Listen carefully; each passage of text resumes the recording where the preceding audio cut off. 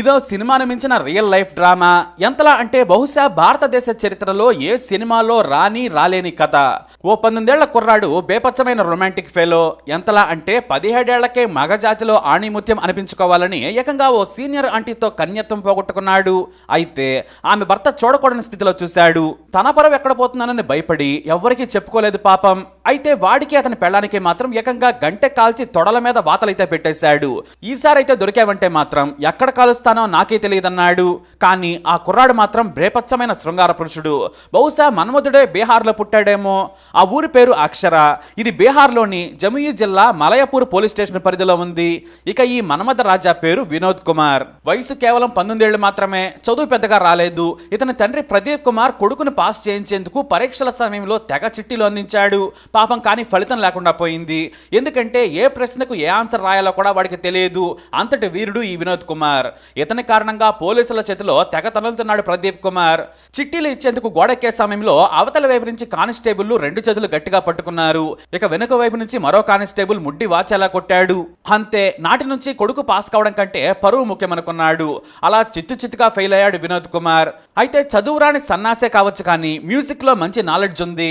కేవలం యూట్యూబ్ లో చూసి ఏకంగా విలేజ్ డీజే అయిపోయాడు.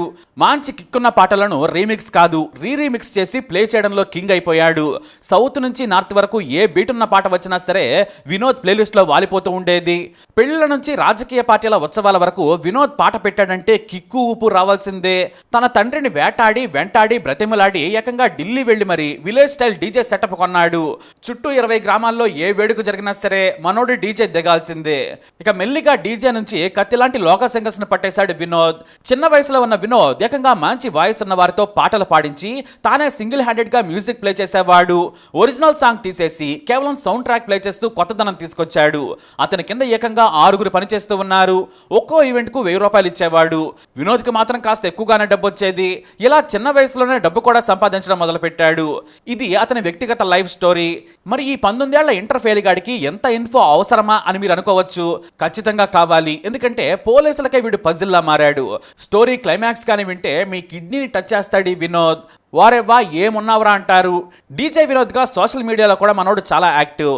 ఇక రొమాంటిక్ ఫెలో అని ముందే చెప్పుకున్నాం కదా. తన కన్యరకాన్ని ఒక ఆంటీకి ధారాదత్తం చేసేసాడు. తన్నులు కూడా తిన్నాడు. కానీ రక్తానికి రుచి మరిగిన పులిలా శృంగారానికి బానిసయ్యాడు ఈ వినోద్. అందుకే మళ్ళీ వేట మొదలు పెట్టాడు. అందుకు సోషల్ మీడియా బెస్ట్ ఫారెస్ట్ అనుకున్నాడు. ఫేస్బుక్ లో ఇలానే యాక్టివ్ గా ఉన్న సమయంలో ప్రీతి కుమారి అనే 21 ఏళ్ల యువత పరిచయం అయింది. ఈమెది నవకథ అనే గ్రామం. వినోద్ స్వగ్రామానికి 12 కిలోమీటర్ల దూరంలో ఉంటుంది. ప్రీతితో ఫేస్బుక్ లో చాట్ చేసేవాడు. ఆ తర్వాత వీడియో కాల్ వరకు వచ్చింది వ్యవహారం. చివరికి ఆమె పడిపోయింది. విషయం ఆన్లైన్ నుంచి ఆఫ్లైన్ వరకు వెళ్ళిపోయింది. ఇక ప్రీతికి అయితే పెళ్ళై 1.5 కొడుకు కూడా ఉన్నాడు. అయినా సరే వినోద్ కి పడిపోయింది. తన పక్కింట్లోని స్నేహితురాలు ఇంట్లోకి పిలిపించుకునేది. ఆమె భర్త వ్యవసాయ కూలీ పనులకు వెళితే ఈమె ప్రియుడు వినోద్ తో ఎంజాయ్ చేసేది. ఓ రోజున తన ప్రియురాలు విలేజ్ కి డీజే పెట్టేందుకు వెళ్ళాడు. 15,000కు ఓ పెళ్లి వేడుకలో ప్లే చేసేందుకు బేరం కుదుర్చుకున్నాడు. అయితే ఎలాగూ తన ప్రియురాల గ్రామానికి వెళుతున్నాను కదా అని ఉదయమే వెళ్లి ఎంజాయ్ చేద్దామనుకున్నాడు. ప్రియురాలు ప్రీతి ఇంటికి సరాసరి వెళ్ళిపోయాడు. ఆమె భర్త ఇంట్లో లేడు. ప్రీతి వద్దు వెళ్ళిపోమన్నా కూడా వినలేదు. కావాల్సిందేనని ఒత్తిడి చేశాడు. ఆమె కూడా అతని టచ్ని కాదనలేకపోయింది. ఇంకేముంది, డోర్ వేసి డీజే ప్లే చేసేశారు. కానీ మ్యూజిక్ మంచి పీక్ లో ఉండగా ఆమె భర్త వచ్చాడు. కంగారులో వినోద్ తన షూస్ ని తలుపు ముందు వదిలేసి వెళ్ళాడు. ఆమె భర్త వచ్చి వాటిని చూసి అనుమానించాడు. వెంటనే ఏదో చప్పుడు వినిపిస్తుందని పక్క నుంచి వెళ్లి కిటికీలో నుంచి చూశాడు. తన భార్య తప్పుడు పని చేస్తుందని గమనించి పెద్ద ఇనుప చెవుతో కిటికీని బద్దలు కొట్టాడు. అంతే, లోపల ఇద్దరు నగ్నంగా ఉన్నారు. ఆ తర్వాత వెంటనే బట్టలు వేసుకొని పారిపోవాలి అనుకున్నాడు వినోద్. కానీ బయట నుంచి గడియ పెట్టి గ్రామ పెద్దలను పిలిచాడు ప్రీతి భర్త. ఆ వెంటనే పంచాయతీ పెట్టేశాడు. బయటకు తీసుకొచ్చిన వినోద్ కాళ్ళు చేతులు కట్టేసి దేహశుద్ధి చేశారు. అయితే ప్రీతి భర్త మాత్రం చాలా తెలివిగా వ్యవహరించాడు. అతన్ని కొట్టొద్దని భార్యాప్రియుడికి మద్దతు తెలిపాడు. నన్ను చాలా రోజుల నుంచి మోసం చేస్తుందని అనుమానం కలిగింది. కానీ ఎక్కడో ప్రేమ ఉంది. నా కొడుకు మీద ప్రేమ వల్ల నేను నిఘా పెట్టలేదు. నాకు ఈ భార్య వద్దు, అతనికే ఇచ్చి పెళ్లి చేసేయాలన్నాడు. ఇటు ప్రీతి కుమారి తల్లిదండ్రులను కూడా పిలిపించారు పెద్దలు. నా కళ్ళతో వేరే వ్యక్తితో నేను చూశాను. నేను ఆమెతో కాపురం చేయలేను. వాడికే ఇచ్చి పెళ్లి చేయాలన్నాడు. చాలా పెద్ద గొడవలే జరిగాయి. ఎంత సర్ది చెప్పినా ప్రీతి భర్త వినలేదు. ఇక గ్రామస్తులంతా కూడా ఎలాగూ పెళ్లి కాలేదు కాబట్టి వినోద్కే ఇచ్చి చేయాలని తీర్మానం చేశారు. ఓ పెద్ద తీర్మాన కాగితం రాసి ఇద్దరి చేత సంతకాలు పెట్టించేశారు. ఇక వినోద్ తల్లిదండ్రులను కూడా పిలిచారు. వారేమో మాకు సంబంధం లేదని వెళ్లిపోయారు. మరోవైపు తమ ఇష్టపూర్తిగా పెళ్లి చేసుకుంటున్నామని ప్రీతి వినోద్ ఒప్పుకున్నారు. అలా ఆవేశపడిన వినోద్ డీజే కోసం వెళ్లి తనకంటే వయసులో పెద్దదైన కొడుకున్న ప్రీతిని భార్యగా చేసుకొచ్చాడు. ఇక ప్రీతి కూడా నాకు నువ్వే కావాలి, నా మొగుడిద్దని చెప్పేసింది. దీంతో పెళ్లిలో డీజే వాయించేందుకు వెళ్లి ఏకంగా పెళ్లి చేసుకోవాల్సి వచ్చింది. ఇక ఒక్కడే కొడుకు కావడంతో వినోద్ తండ్రి చివరకు ఒప్పేసుకున్నాడు. అలా కాపురం చేయడం మొదలు పెట్టాడు. అయితే డీజే పనుల్లో తానున్నాడు. బీహార్లో సమ్మర్ అంటే పెళ్లిళ్ళ సీజన్. విపరీతంగా అతనికి పని ఉండేది. షిఫ్ట్ల వారీగా కొత్త సింగర్స్ ని తీసుకున్నాడు వినోద్. మంచి పాటలు మాత్రమే కాదు, తనకు సాయంగా ఉండేందుకు కావాలని చాలా ప్రయత్నాలు చేయగా ఓ గ్రామం నుంచి గిరిజ అనే యువతి వచ్చింది. ఈమె వాయిస్ నిజంగానే అద్భుతంగా ఉంటుంది. ఫంక్షన్స్లో అయితే ఏకంగా సింగర్ శ్రేయా ఘోషల్ రేంజ్లో ఎరగదీసేసేది. ఆమె పాటలు ట్రూప్కి మంచి పేరు తెచ్చాయి.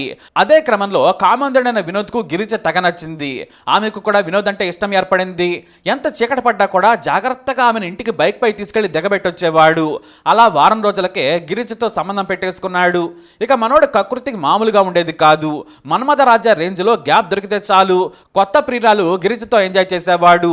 అలానే పాటలు నిర్మించే వంకతో గిరిజ ఇంటికి వెళ్లిపోయేవాడు. అక్కడే మొహబత్ దుకాణం తెరిచేశాడు. మళ్ళీ తాను ఎక్కడ ఉన్నానో అనే విషయం మరిచిపోయి అసలు అతను రొమాన్స్ మొదలు పెడితే ఎక్కడ ఉన్నానో కూడా మరిచిపోతాడు. అయితే ఓ రోజు సడన్ గా గిరిజ అన్న ఇంటికి వచ్చి దారుణాన్ని కళ్ళతో చూశాడు. అంతే వినోద్ ను మళ్ళీ తుక్కుగా కొట్టి గ్రామ పెద్దల ముందు నిలబెట్టాడు. తమ పరువు పోయిందని గిరిజ బంధువులు కూడా కరెంటు స్తంభానికి కట్టేసి కొట్టారు. కానీ గిరిజ వద్దని వారించింది. అతన్ని పెళ్లి చేసుకుంటానని చెప్పింది. దీంతో మనోడి డీజే బాక్స్ బద్దలైపోయింది. నెల రోజుల క్రితమే ఇలానే దొరికి కొడుకున్న ఆంటీ మెడలో తాలి కట్టి పెళ్లి చేసుకున్నాడు. కానీ ఇద్దరుంటే బెటరే కదా, మరక మంచిదే అన్నట్టుగా ఆలోచనలో పడి పెద్ద మనుషులంతా పెళ్లి చేసుకుంటావా అని అడిగారు. చేసుకుంటాను, కానీ ఓ ప్రాబ్లం ఉందన్నాడు. ఏంటంటే నాకు పెళ్ళైందన్నాడు. గిరిజ మాత్రం నాకు పర్వాలేదు, రెండో పెళ్ళంగా అయినా ఉంటానని చెప్పింది.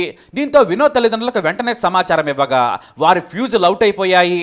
మరోవైపు వినోద్ని రెండో పెళ్లి చేసుకున్న మొదటి భార్య ప్రీతి కుమారి మాత్రం తాను అస్సలు ఒప్పుకోనని ఫోన్లో గ్రామస్తులతో చెప్పింది. ఇక ఇటు గిరిజ మనసు పడడంతో ఎవరో లేకపోయినా కూడా వినోద్ పెళ్లి చేసుకున్నాడు. ఏకంగా కొత్త బట్టలు తెచ్చి మరీ పెళ్లి చేసి సాయంత్రానికి ఇంటికి చేరుకున్నారు. అప్పటికే ప్రీతి తన బంధువులను పిలిచి గొడవ చేసింది. గిరిజను ఇంట్లోకి రావడానికి బెదిరించేసింది. అయితే గ్రామస్తులు మాత్రం నువ్వు కూడా సరిగా లేవు, ఆమెకి ఇంకా పెళ్లి కూడా కాలేదు, నువ్వు ఇలా బెదిరించొద్దని చెప్పారు. మరోవైపు గిరిజ మాత్రం తాను రెండో భార్యగా ఉంటానని అందరి ముందు ఒప్పుకుంది. ఇటు వినోద్ మాత్రం తన మొదటి భార్యను ఒప్పించే ప్రయత్నం చేయగా అస్సలు ఊరుకోలేదు. అదే రోజు రాత్రి ఆమె వెళ్లిపోయింది. పుట్టింటికి వెళ్ళిందిలే అనుకున్నారు. ఇక వినోద్ మాత్రం రెండో భార్యతో స్తోమనం చేసుకున్నాడు. అయితే ఆ మర్నాడు ఉదయమే పోలీసులు వచ్చారు. నీ మీద అత్యాచారం కేసు పెట్టింది నీ మొదటి భార్య, నీ వల్లే మొదటి భర్త దూరం అయ్యాడట, ఇప్పుడు రెండో పెళ్లి చేసుకున్నావని ఫిర్యాదు చేసింది. స్టేషన్కు రావాలని పోలీసులు వినోద్ను తీసుకెళ్లిపోయారు. కానీ కథకు వినోద్ తండ్రి భారీగా ట్విస్ట్ ఇచ్చాడు. నా కొడుకు మైనార్టీ ఏడాది క్రితమే తీరింది, కానీ ప్రీతి 17 ఏళ్ల వయసున్నప్పటి నుంచి అక్రమందం పెట్టుకుంది. నా కొడుకుపై అత్యాచారం చేసిందని పోక్సో కేసు పెట్టాలని కంప్లైంట్ ఇచ్చాడు. దీంతో వినోద్ను చూసి పోలీసులు తలపట్టుకున్నారు. నీకు ఇదేం పిచ్చిరా, ఒకరు కాకపోతే మరొకరితో తిరుగుతావు, విలేజ్ లో కూడా ఓ ఆంటీ వల్ల వాత పెట్టారంట కదా అని నిలదీసినా కూడా వినోద్ సమాధానం మౌనమే అయింది. అయితే రివర్స్ కేసు పెట్టడంతో ప్రీతి కాస్త వెనక్కి తగ్గింది. పెద్ద మనుషుల సమక్షంలో వివాదం తేల్చుకోవాలని ఏ సెక్షన్ల కింద కేసు పెట్టలేమని తేల్చేశారు పోలీసులు. పెద్ద మనుషులు తేల్చలేకపోయినా ప్రీతి ఒప్పుకోకపోయినా చట్ట ప్రకారం ముందుకెళ్తామన్నారు అధికారులు. అలా ఆవేశం స్టార్ శృంగారం కోసం వెళ్లి 2 గ్రామాల్లో చావు తన్నులు తిని చివరకు పోలీస్ స్టేషన్ చుట్టూ తిరుగుతున్నాడు. ఈ కేసు బీహార్లో వైరల్గా మారింది. ఇప్పుడు 30 రోజుల్లోపే ఇద్దరిని పెళ్లి చేసుకుని రికార్డు సృష్టించిన యువకుడిగా 19 ఏళ్ల వినోద్ నేషనల్ వైరల్ ఫిగర్ అయిపోయాడు. మరి ఈ బీహార్ మన్మథ రాజాపై మీ అభిప్రాయాన్ని కమెంట్ ద్వారా తెలియజేయండి. ఇలాంటి ఇన్ఫర్మేషన్స్ కోసం వీడియోని లైక్ చేయండి, షేర్ చేయండి, మా ఛానల్ని సబ్స్క్రైబ్ చేసుకోండి.